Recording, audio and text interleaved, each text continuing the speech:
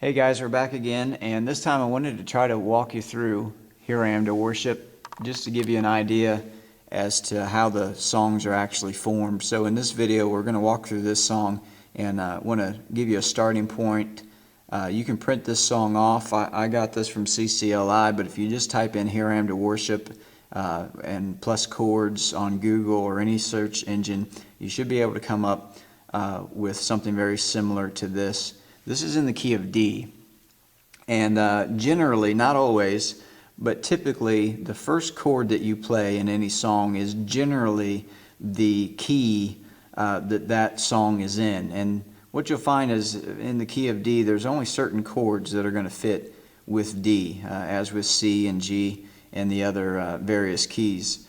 But you'll get more familiar with that as you go. What I would recommend is finding a few songs in the same key, such as Here I Am to Worship. One rule that I always follow in worship is I don't try to change keys too often, because you've got to have a pause, you've got to have a break, and your singing has to stop. The flow of the music generally slows down.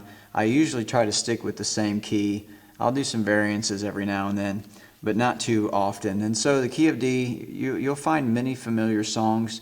I know As the Deer is in the key of D, as well as You Are My King is in the key of D. There's just so many songs that are in that particular key that are very popular, and you shouldn't have any trouble finding some. I would get about 3 to begin with, try to come up with a full worship set. But this is Here I Am to Worship, very simple: D, A, E minor, and G. Those are all the chords. And at the end of the video, I'm going to show you how to play these particular notes here, the A/C sharp, the D/F sharp. It's really pretty simple, but let's get to it. Light of the world, Here I Am to Worship. And so as I showed you in the last video, D, we're doing the 4 and 3 rule, which is what I call it, just to make it simple and easy to remember. 1, 2, 3, 4, and 1, 2, 3. That forms your chord.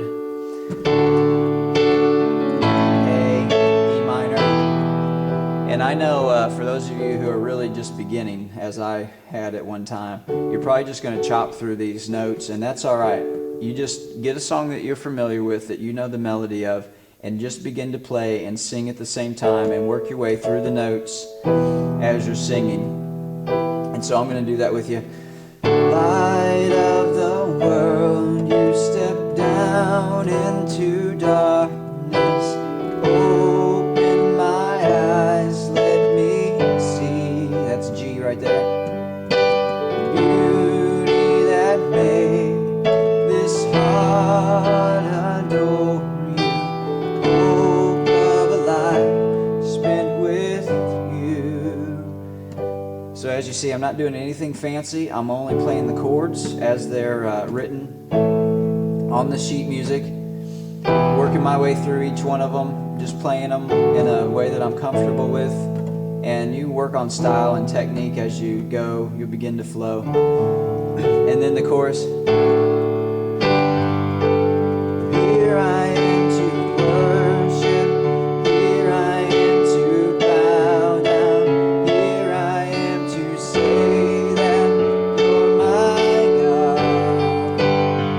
Together lovely, altogether worthy, altogether wonderful to me. And then what you'll notice is on many of these pieces of music, they won't chord verse 2, but it's just simple. You just follow along with verse 1. It's the same chording, just try to put the appropriate chord above the appropriate place where it comes in, and just follow along.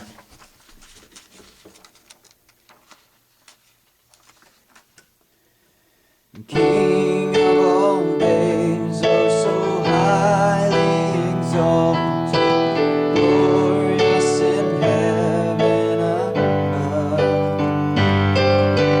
From you came to the earth you created, all full of sin became poor. So here I am to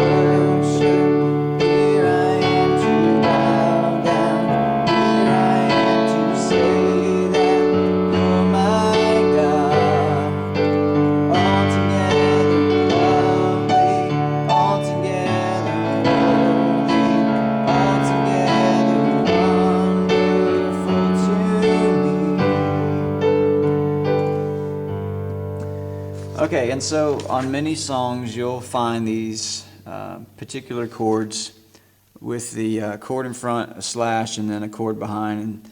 And what I generally do is the chord in front I play with my right hand, and then the chord behind I'll play with my left hand as the bass note. And here we have a C sharp.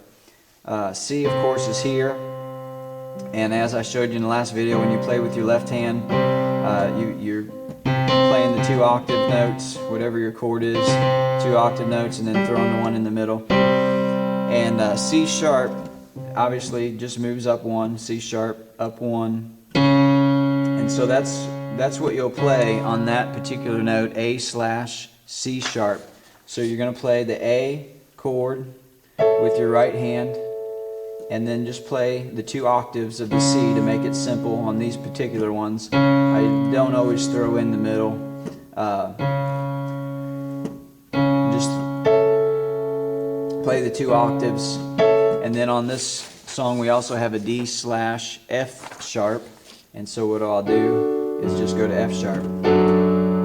So you have A slash C sharp, and then D slash F sharp, and you'll find that D slash F sharp quite a bit in the key of D, and it sounds real nice. It makes the chord a little bit fuller when you throw those in, and that's just the simplest way to play through that song.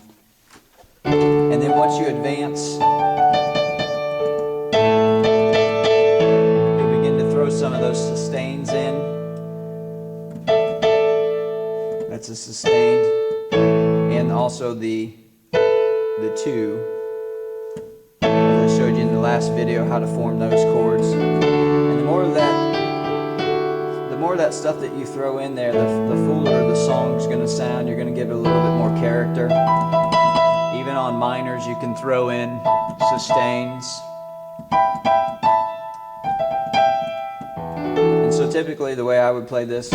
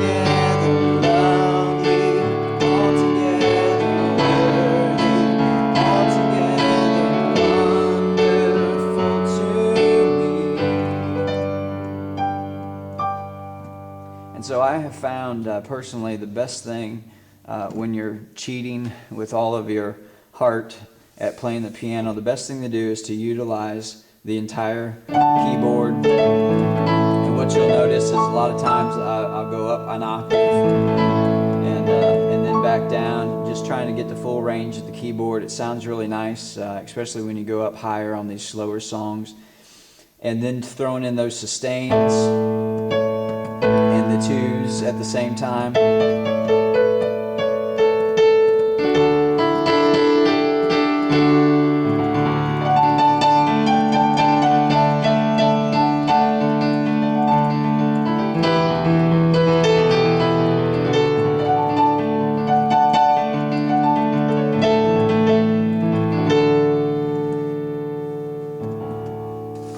And I think that'll really help you.